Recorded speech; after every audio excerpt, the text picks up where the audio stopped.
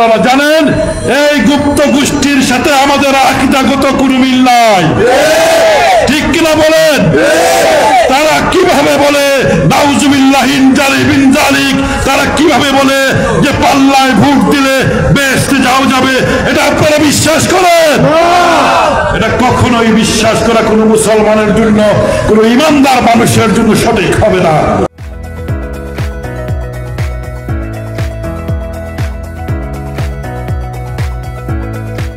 তাই আপনাদেরকে এখন সময় এসেছে ভাইরা, আমার মা বোনেরা যারা পর্দার আড়ালে আছেন তাদেরকে আপনারা বুঝাতে হবে, বুরকা পরে পরে গিয়ে তারা আমাদের ধর্মপ্রাণ মাদেরকে বিভ্রান্ত করার চেষ্টা করবে।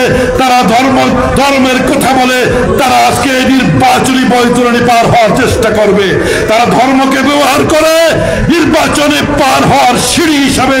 তাই এই মুনাফিকের দলকে আপনারা চিহ্নিত করে রাখেন, আমাদের মাদের কি সতর্ক থাকতে বলেন।